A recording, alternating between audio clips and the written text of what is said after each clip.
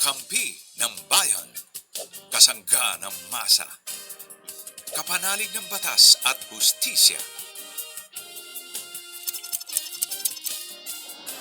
Attorney Danny Con, abogado de Campanilla.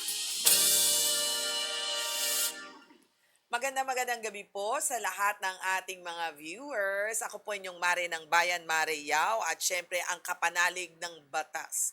Walang iba, abogada de Campanilla, Attorney PG Galang. Good evening sa iyo, Attorney. Ay, good evening. Good evening sa lahat manonood sa amin sa Facebook at saka sa YouTube. Hello po sa inyo. I hope hindi kayo nasasawa sa mga abogado.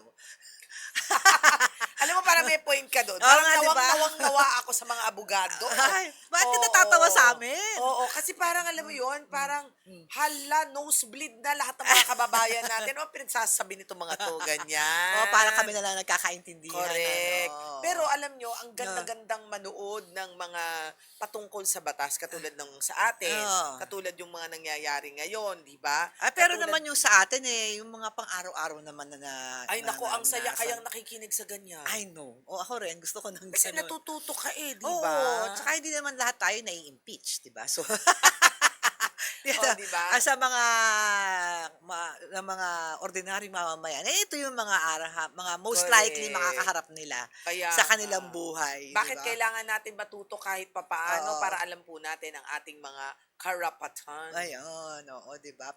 Kasi kung alam mo, di ba, mamaya sabihin mo, ay, wag ko na lang, hindi na lang ako makikipag-away kasi alam Tama. ko naman palang mali ako. Correct. O Oo, kaya, oo. parang ang liit lang na bagay nito para pagtuunan ng Ay, pansin. alam Pag mo. lumaki ito, mas masakit sa ulo. Oy, alam mo, tama yan. Kasi tayo naman, di ba, dito sa ating programa, hindi naman natin lagi sinasabing, magkasuka. Oo nga. Di ba? Minsan sabi, hinay muna, hinay. Kasi, Tama. kasi, May gastos. may gastos. So, kaya Oras. medyo hindi naman worth it na Yes. dumaan ka pa sa ganyan. Kung kaya mo namang kausapin, di ba? Oo. Kasi hindi lang, Magkaka-wrinkles ka pa. knowing the laws doesn't mean na parang lagi mong gagamitin ay para mang-away, di ba? Parang ano lang naman. Knowing the law is also good because you are preventing yourself From committing from crimes. committing the crime. Or not just a crime, kasi hindi naman lahat ng mga gawaing masama ay krimen, para gumawa ng mali. Yan. Di ba? May tama ka dyan. diba? At masaya pong mamuhay ng tahimik, payapa, at oo. matiwasay. Oo. So kung kayo ay nahaharap sa impeachment, tumawag lang kayo po sa aming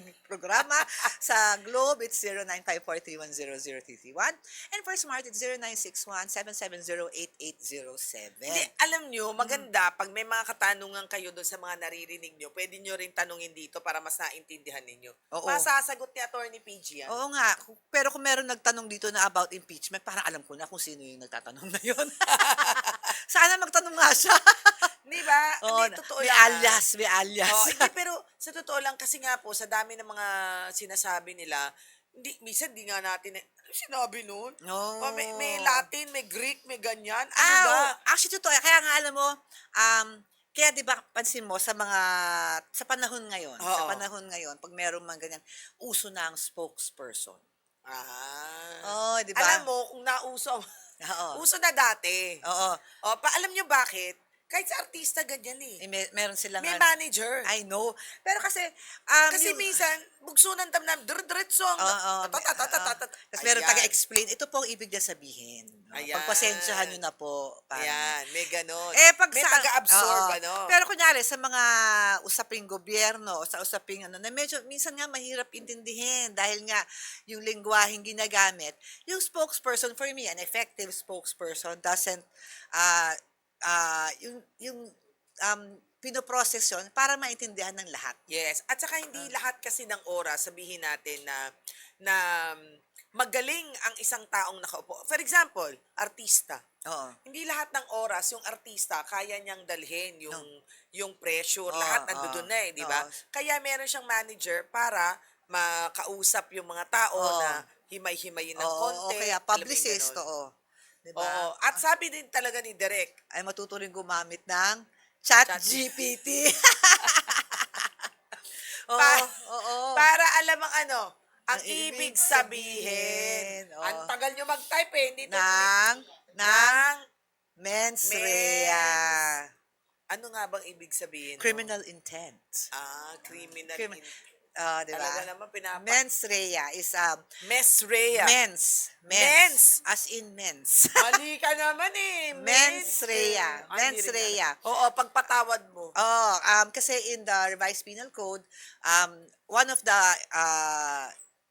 requirements para ikay mahatulan ng krimen pag regular crime is criminal intent or otherwise known as mens rea.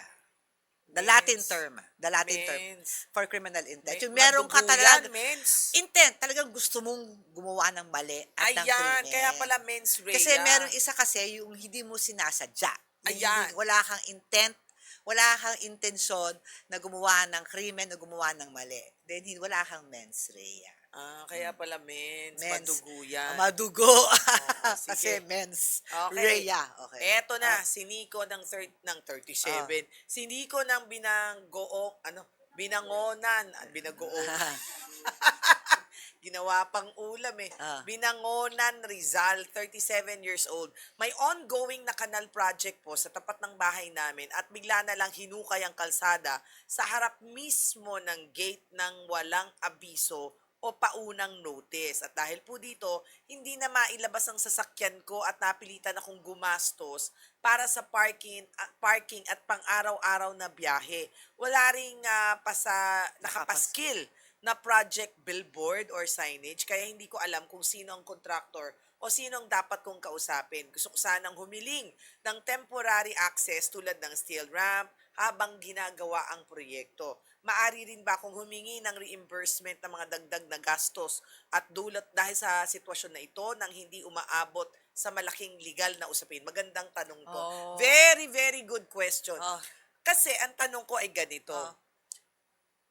Hindi siya nakalabas. Hindi siya makapasok. Actually, butas yung harap ng bahay niya. Diba? So, kunyari, buti ginawa nung wala yung sasakyan niya doon. Paano kung nandun nila talagang hindi talaga mailabas yung Ayan, sasakyan ang tanong niya? ko, di ba Hindi ang siya dapat- makakapunta kung saan-saan, no? Ang Gagastos makakaalam nito is barangay, tama? Yes. Unang-una mong tatanungin ay yung barangay. Okay. 'Di ba? Pangalawa, kung hindi magagawa ng paraan na ng barangay, na kasi usually naman pag gumagawa ang barangay, una may karapatan ba silang gawin ng kanal? Oo naman. Kasi baka naman merong drainage problem. Kasi interest ng taong Interest bayan. ng taong bayan. Okay. Pero kung may maapektuhan namang tao, yung mga kabahayan doon, Diyos ko naman, sabihan naman sila. Correct. At kung maapektuhan man sila, usually, di ba nakikita mo, ginagawa na lang ng rampa yung mga yan, di ba? Yung, Tama. di ba? Kasi parang alam nila na nakakaperwisyo, pero they provide for means for ingress and egress. Correct. So, kung hindi nila ginawa, reklamo mo yan sa barangay, na yung contractor na kinuha nyo, hindi man lamang kami binigyan ng ingress and egress. Ako lang ha, baka naman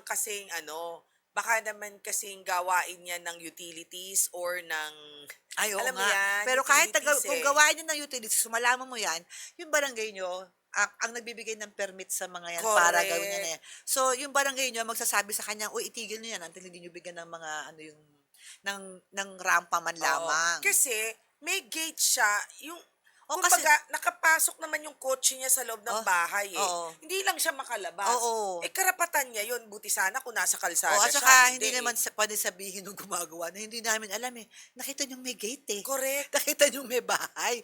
Ano ang gusto nyo gawin yung prisoner yung mga tao? Are doon, you di ba? okay? Are you okay? Mga kung sino man yan. Kung hindi magawa ng action yan sa barangay level, pwede ka Yes. pumunta sa LGU dun sa kanilang. Yes. Kasi merong, lahat ng LGU, lahat yan, meron yan department na nangangasiwa sa lahat ng construction ng ganyan. Correct. At yung LGU na mismo ang magpapagalit dyan sa contractor na yan. At siya na rin, ang higan mo ng reimbursement mo. Oo, dahil malamang ayaw rin ng LGU, ng contractor na yan na mabad shot sa LGU. Alam mo Yes. bakit? Bidding yan. Malamang bidding yan. Yes. Kung totoong widening Oo, or kung something. totoong widening Pero yan. kung utilities yan, wala yan. Oo, Hindi kasi yan bidding. well, kahit pa paano, meron siyang mababahira ng kanilang good record Correct. sa LGU na yan. Wala natin kunin to na contractor natin sa mga serbisyong to. Balahura kung gumawa ng trabaho. Correct. At saka walang pakundangan. Basta na sinarado, basta na nagbuka. Ay, wala man lang naka-notice doon. Paano kung ako nalaglag doon Alam sa mo, gitna? at saka ang LGU, papansinin ka. Yes. Kasi siyempre, sino ba naman ang namamasiwa sa LGU? Constituent siya. Oo, mga botante ng mayor ng nangangasiwa Correct. niya. Taga saan ba yan? taga Binangonan, Rizal. Binangonan, Rizal, So, yung oo. mayor ng Binangonan, syempre ayaw niyang mawala ang boto niyo kung Hindi, sabihin mo tumawag ka kamo dito sa TVUP at Oo. sinabihan na pumunta sa barangay, pumunta sa ganito at para maaksyonan. Yes, diba? oo. Ayaw mo naman ng legal na usapin, tama nakakaasar yun. nga naman yung nangyari sa Ay, kanya. kahit naman ako, siguro ngayon di lang kulot yung buko, nakatayo pa. Oo nga. Diba, ang laking perwisyo. Oo, ang di ba? laking perwisyo. Pagkita ko, ay, butas na yung harap ko. Pero gusto Diba? ko yung attitude niya, ha? Oo, mabait siya. Oo, parang, sino ba pwede kong kausapin Correct. para lang ma-reimburse lang siya dun sa kanyang gastos, Gastos. at hindi na magkaso. Yan ang Correct. maganda. Ha? That's Tama. very good. That's a Okay. good attitude to have. O, eto na ang layo nito, Albay. Oo nga. Oo, Jude, magandang gabi Oragon. sa'yo, Jude. Oragon. Magandang hapon naman po. Ay. Ano Hello, po Jude. ang inyong katanungan kay Attorney PG? Ay, attorney, ganito po yung nangyari. Yung mga katrabaho ko po, kasi nagtatrabaho ako sa terminal. Terminal. Huwag Walang- po tayo magbabanggit ng mga pangalan, ha? Terminal ng ano? Basta terminal Yes, lang. po. Terminal ng... Ng Pulanggi. Ano daw? Ng? Ng Pulanggi Terminal, sa Albay po. Anong terminal Ano yan? yan? Ng mga Bus? bus? Bus terminal? Sa mga bus po. Tricycle. Yes, po, Bus. sa mga Okay, bus. okay, bus. Okay. Naku, may nabanggit ata siyang pangalan. Anyway. Hindi, mukhang lugar lang yon. Lugar Wala, lang yun. lugar lang po yun, lugar. Lugar, Di, lugar. sinabi ko nga lugar lang. Oh, Opo. sige, okay. Ano? Okay. So, ikaw ay empleyado sa isang terminal sa Pulangge na ang Opo, yes. ay mga bus. O, tapos, Tapos? Ngayon po, attorney, nagka-trip-tripan kami doon ng mga katrabaho ko. ano? Ngayon, yung mga picture namin, ginawa namin ng AI na nakakatawa. Ah, Nagkakatuwaan sila. Tapos, trip-trip lang daw. Ay, kasi Tapos, trip-trip ka sa ginawan ko bus yung terminal, boss balik ba? namin ng nakakatawang picture. Yung mga, I-delete ko na sana. Ngayon, hiningi ng isang katrabaho ko. oo. After a hour ago, nung nakauwi na ako, meron nag-send doon sa kalaban ng boss namin na ang dami account, nagsinisiraan siya kahit sa ganyan, yung mga taga-terminal daw. Hindi ko Yung maintindihan. ano? Bakit? Okay, sige ganito. to, sige. Nagkaroon sila ng parang Katuwaan. katuwaan. Yung picture Opo. nila, ano ba ang nasa picture para magalit yung nasa kabilang panig? Opo, ginawan lang naman at ginawan ko kasi ginawa kong Megamind. Megamind. Opo. Hindi kilala ni Sino yun? si Megamind, yung, saan nga ba yun? Alien. Yung kulay blue, yung, Oh. yung Yan ba yun? ayan, yung malaki yung utak. Ginawa Kesa mo. Megamind. Okay, sinong ginawan mo ng ganyan? Yung boss namin. Okay. Cute Okay. naman si Megamind, Oh. Tinanggal kami, di walang problema na yun. Tinanggal Tinanggal kayo kayo eh. sa trabaho dahil lang doon? Pa, Tinanggal kayo dahil lang doon sa pagpo-post yun ng ganon? hindi nga po ako nag-post attorney yung katrabaho ko kasi unexpected naman ako. Yung katrabaho ko, kontrapartido doon sa boss ko. Kumbaga yung katrabaho mo. Ako lang po yung nag-edit. Yung Katuwang pa siya mag-edit. para tatawa sa sarili niya. Alam mo, ba't hindi mo kasi sinabi doon sa boss mo, boss, hindi nyo ba alam? Pagka malaki ulo, marami utak. Pag marami Opo, utak, ayun na nga. matalino. Nagpatawag yun ng meeting. Okay. Ngayon, inopen ko na sa kanya yung kasalanan ko. Sabi ko, kasalanan ko ako. Pero ako, hindi ako nag-send doon sa dami account na nagpapasira sa kanya. Kasi taga-LGU siya, attorney. Taga-LGU. Okay. O tapos, So, Ngayon, di okay na ako. Ngayon, nalaman ko, kakasuhan daw po ako. Nino, Nung boss ko, ganito, sabihin mo, boss. Tumawag po kasi ako dito. oo Baka nga. pwede yung mag-ano na lang tayo, magkapatawaran na lang. Bakit ka kakasuhan? Cyber libel. Cyber libel. May cyber Cyber libel libel. yun? Nilagyan mo lang ng ng ulo? opo, parang gano'n na nga. Kaya hindi ko po alam ang gagawin ko. Alam mo, sa totoo lang, feeling ko hindi ka naman talaga kakasuhan nung boss Kasi mo. hindi naman nakakaso-kaso yun. Hindi naman eh. That's it. Hindi ka kaso-kaso. Hindi ka kaso-kaso yan eh. Parang, Ang problema nga po, attorney, Yung picture na ginawa ko, nakaabot doon po sa kabilang partido. Ngayon, nag-post siya about kay boss na, halimbawa, ipalagay na lang po natin na yung mga taga-terminal kako, ganyan. As yung feeling Ano yung ibig porket sabihin ng nakakalapit ganyan? sa Sige mayor. nga. Okay, nagamit yung picture na ginawa nila sa ibang post. Na merong nakasulat. Na Ah, ano Opo, yung nakasulat? nilagyan ng caption Na baka yung caption Na ang ka-libel-libel. madumi po kasi yung gobyerno dito sa amin. Yung boss ko, yung pinagkakatiwalaan ng mayor. Hindi ganito, Jude, ha? Okay, kung Opo. kakasuhan ka, wala kang kontrol kung anong gagawin at hindi ng isang tao. Pero, ang gagawin mo lang, ipapatunayan mo lang na ang partisipasyon mo lang yon yung to edit picture. the picture, but Opo. kasi ang libel is not hindi yung paggawa ng picture, ang Hindi libel siya Opo. kasong libelo pag gumawa ka lang ng picture, sabi ni attorney. Oo, ang libel is yung pagpapamahagi ng mga bagay or impormasyon na nakakasira ng Puri. puri, Ah, ng reputasyon. reputasyon, or nag-aakusa ng krimen. So ibig sabihin, dahil Opo. ginawa mo lang siya, wala kang krimen dahil hindi ka naman nagpasa. Oo. At hindi rin naman ikaw ang Opo. nagsulat ng kung ano-ano against doon Oo. sa tao. In fact, na ikaw Opo, lang hindi ang po ako gumawa, nagpasa. na at nung ginawa mo yun, hindi mo naman binigay, at picture lang yun na kayo lang, di ba, na hindi mo na, When you Opo, say ngayon, kayo- ang hiningi po kasi yun ng isang katrabaho ko. Sa good faith naman ako, tiwala naman po pero ako nung sa binigay kanya. sa Sinend ko yung, sa kanya. nung pinadala mo sa kanya, kayong dalawa lang yon. May sinendan pa daw yung Hindi, si ganito, ang tanong ko na is, may binigyan, hindi. may Ang- sinendan pa daw siya na picture. Hindi, ang tanong ko, hindi, okay lang yun, sa kanya yun siya nag-send nun di ba? Opo. Ang tanong ko, ikaw, Opo. binigay mo lang yun sa isang tao. Opo, sa isang tao lang po. Okay. Okay, ang tanong ko dito, Jude. Kasi ang yung- publication, Yes. if it is, it's not libel if the communication is between two persons. Paano kung nasa Opo. group chat? Ha? Group Pag chat ba group yan? chat, libel na yon. Ay, yung Pero unang kung private gawa nyo- conversation between two persons, is not Hindi. libelous. Okay. oo. Yung unang nung ginawa mo yan, naka-group chat ba kayo? Hindi po. Hiningi Oh, niya lang, hindi siya- i-delete ko na sana, hiningi nung isang katrabaho ko, binigay ko sa So, kanya, hindi and then siya dinelete ko libelous. na after that. No, ang tanong ko, hiningi niya, pero paano niya nalaman na may picture kang ganun? Oo. Paano? Magkakasama kasi Pinakita ko sila. sa kanila yung mga inedit ko kasi gusto naman nila makita Sila nga nagpa-edit sa akin po. Okay. So, ganito ang nangyari. Opo.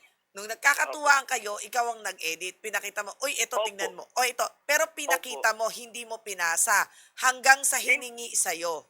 Hiningi sa akin. Opo. Yun na madali. Yun pala. Dali lang yan. Jude, kasi, walang libel kung yung the conversation is just between two persons. Not Kung dalawang tao lang Oo, kayo. not meant to be anyone else. Kahit na hindi niya... At saka wala naman libelous dun sa picture na Picture lang nakakatawa. naman Kung Oo. cute naman si Megamind, di ba? Paano naman kayo?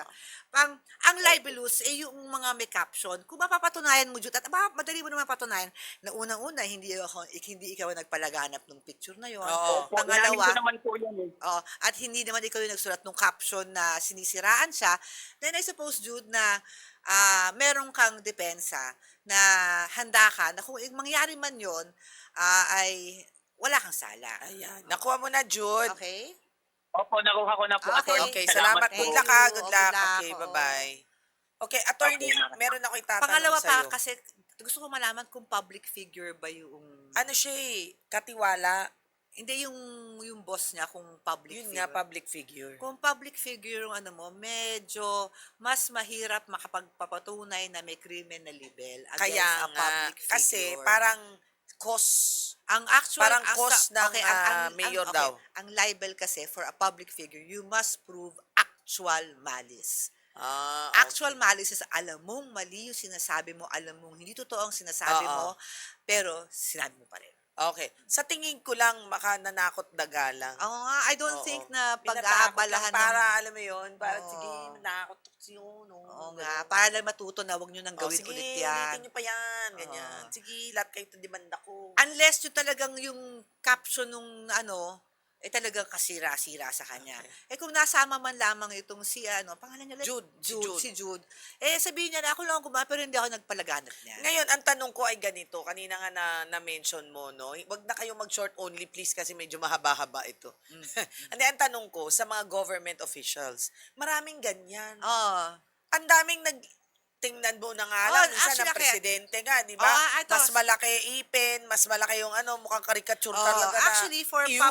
for public figures and for public officials and for those who are in the limelight, mas mahirap ang magkaso ng libel. You must nga prove actual malice. Now, that's different from a normal person na you don't have to prove actual malice. Okay. Ang actual malice, yun na nga yung alam mong mali, alam mong hindi tama, pero ginawa mo pa rin. Bakit ka mo? Kasi pag public official ka, pag ikaw ba nakarinig ng something na nabalita mo sa radyo or nabalita mo somewhere na, uy, ginawa pala ng mayor namin to. Tapos na nag-post ka something na, uy, ang maming mayor, ganyan, ganyan, ganyan. Pwede yun kasi that's the way to keep public officials honest, di ba? So, parang freedom of speech. Yes. Only when you know for a fact na hindi talaga ginawa ng mayor mo yan, meron kang personal knowledge na that yung information na yung chismis na yon ay hindi totoo, and yet pinalaganap mo pa rin, that's actual malice. But if kunyari, narinig mo lang, uy, sabi nila yung mayor raw na, how true? Ang dami pa naman chismosa talaga sa mga ganyan-ganyan. But the thing is, that's the way democracy works. So, diba? ang mga government officials pala, bawal ang balat sibuyas. Bawal talaga. Kasi Bawal talagang talaga. di ba, alam mo, walang perfect eh. Di ba? Walang perfect. Oo, wala. Lahat ng government officials na nakilala natin mula noon hanggang ngayon, kahit paano laging merong isang something na masasabi sa iyo. Alam mo, ang problema nga ang mga government officials natin, hindi opposite ng balat sibuyas eh. Ang kakapal talaga ng mga mukha, di ba? Kahit yung iba lang naman. kahit na totoo na ang binabato. Wala Ganun pa rin, dead ma. walang effect, diba? Dead ma Dead sa ma. barangay. Siguro nga Yun. dapat magkaroon sila ng konting balat sibuyas. Hindi, meron naman iba, balat mahiya. sibuyas. Diba? Alam natin Mahiya. yan. Di tayo sure, Diba? diba? Sige na, isa Ito pa. na si Mark ng Cagayan de Oro City. Ang lalayo nila ngayon, 31, oo nga. Nag-invest po ako ng kaibigan ko base sa napagkasunduan 5% monthly interest sa loob ng isang taon dahil sinabi niyang gagamitin ng pera sa kanyang mga negosyo. 4 na buwan na po siyang delayed sa pagbabayad na napagkasundo ang payouts at nag-aalala na ako dahil may hinala rin akong ginagamit niya ang pera sa pagsusugal. Kung sakaling malugi o magsara ang kanya negosyo, gusto pong malaman kung may legal ba akong habol para mabawi ang aking investment na pera. Ano pong pinakamainam na hakbang na maaari kong gawin sa ganitong sitwasyon? Ay. Ang daming ganyan. Ang daming ganyan. Sige, payuhan mo na. Okay, unang-una, kung investment yan, pero may 5% monthly, ano ba talaga yan? Investment o Mukhang hindi, pinautang niya yan. investment ba yan o utang? Kasi alam mo malaking bagay yan, Mark, kung investment yan, ang investment ay tumataya ka sa negosyo Na hindi ka sigurado. na hindi ko siguradong kikita Oo. ka o hindi. So, in short, if you are investing in a business, you accept risk na ikaw ay malulugi. Ngayon, ang tanong ko dyan, sususugan ko lang yung tanong dyan, ha? Paano nga kung nalaman mong nagsusugal at hindi naman pala nilagay sa negosyo? Then that is estafa. Ayan, iba yun. Iba yun. So, Okay. kunyari, ikaw ay sabi, mag-invest ka sa akin, magnenegosyo tayo. Pero yung pala yung negosyo ay non-existent at pangsugal lang niya, estafa na yun. Ayan. So, yan ang karapatan mo. Ngayon, Kung utang, kung kung talagang meron kang pruebang nagpautang ka lang ng 5% interest, mag-collecta ka. Collection na lang yan, di ba? Ng utang. So, Mark, isipin mo muna, ano ba talaga nangyari sa iyo ng kaibigan mo? Nag-invest ka ba talaga? Meron ba talaga siyang negosyo? Kung wala siyang negosyo, de estafa. Kung investment at nalugi siya, ay talaga nagka-negosyo at nalugi siya, then you accept the risk. But, kunyari kung yung investment mo at you prove that ginamit kunyari yung investment mo, co-owners kayo ng business. Tapos ginamit ng kaibigan mo yung pondo ng negosyo para sa kanyang sugal, eh yung korporasyon or yung business ang hahabol sa kanya para isaoli.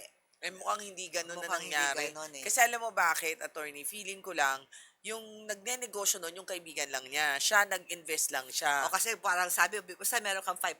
Oh, basta may 5% ka dito, bibigyan kita ganyan-ganyan. Eh, kaso nalugi. Oh, so O, parang di sa patay na akin, siya. para sa akin, pag ganyan na merong 5% interest sa mga ganyan na sa kaibigan, mas mabuti pang linawin nyo na na utang mo na lang to, wag na lang, wag mo akong ipag-invest. Ano na kung hindi mo naman, wala ka namang hand sa negosyo, hindi mo alam kung totoo o hindi. 'Di ba? Kasi ang investment, you take a risk eh. That's true. An Okay. investment, you take a risk. Well, good luck sa inyong lahat. Okay, anyway, sana po'y marami kayong natutunan sa amin ngayong araw na ito. At sana muli, samahan nyo kami every 7 o'clock in the evening hanggang 7:30 dito pa rin sa TVUP, sa Facebook at sa YouTube. I'd like to say hi to Papa Jimmy, Mama Trining, and of course, Babe Mac Castro. Ako po yung Mare ng Bayan, Mare Yao. At ako nyo, abogada de Campanilla, si Attorney PG. Bye-bye. Bye!